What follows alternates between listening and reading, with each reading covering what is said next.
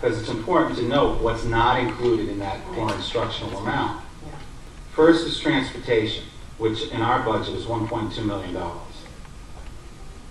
Second is pensions, which is $1.5 million for us. Now the first two are mandated by the state. Got to have transportation, got to have pension money, but that's not included into that $8,200 number.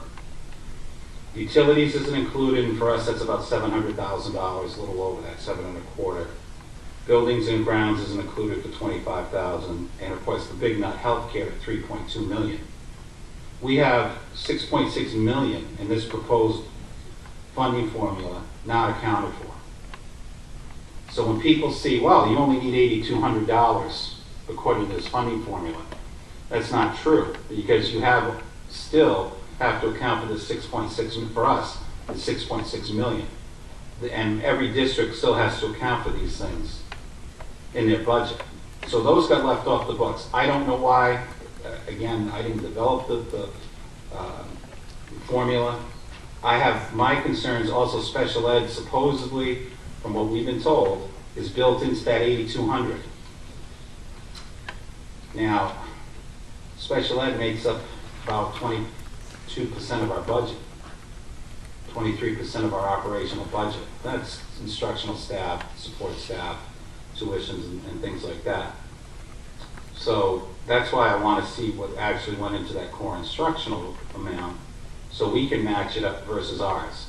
If you go back to Insight, just to compare, in 2005, our per pupil was $10,796. They're using $8,200 from 2005 based on their own average. Our current per pupil is $14,000. That's inclusive of special ed. So they feel, the state feels, or RIDE feels that this is a fair formula because it, quote, follows the kids, because obviously the more children you have, the more it's going to impact the formula. But there's no accounting for student achievement, for running your districts right, not going into deficit. A lot of these districts that you see getting more money have financial problems and have historically, and now they're getting more money, or that, versus districts like ours who struggle to do well but do well. And the long and short of it is, we're going to be out $1.5 million if this funding formula passes. And fortunately, we were able to build in a 5% reduction in our numbers. So we're in better shape than a lot of other districts because they started sooner, but we did build into our own budget a 5% cut. And what I'd like to do is ask you to go back to this. I'm going to ask, Doug's going to explain to you how this restricted aid now going to be regular ed aid, how that impacts our total budget.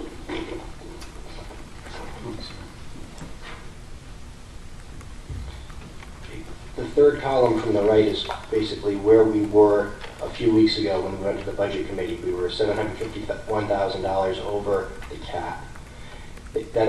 What was the primary assumption we made for state aid was the $4.3 million number, which was an estimated 5% cut from our 2010 general aid. Since that time, the state has decided, based on this funding formula, they're going to collapse some of the restricted pieces of aid, and that's what I've summarized toward the bottom of the sheet, that summarizes the $730,833. Primarily, it's the literacy set aside, technology, student equity, and early childhood, all restricted grant accounts.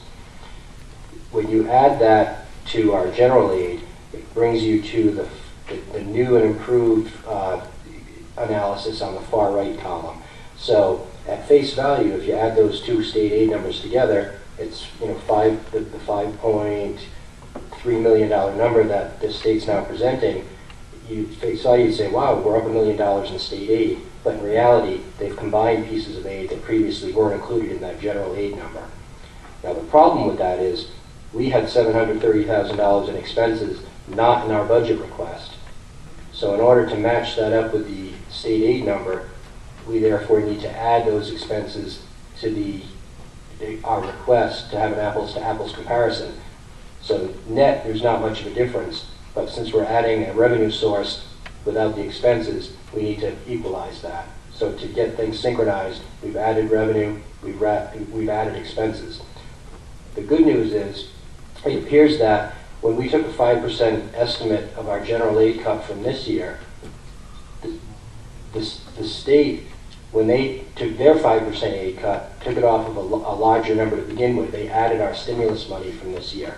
So the net impact is about $250,000 of favorability based on the way the state aid is going to be calculated. So if you look at the bottom number, that potentially means that we're only about $500,000 over the cap versus being $750,000 prior to the rollout of the state aid funding formula.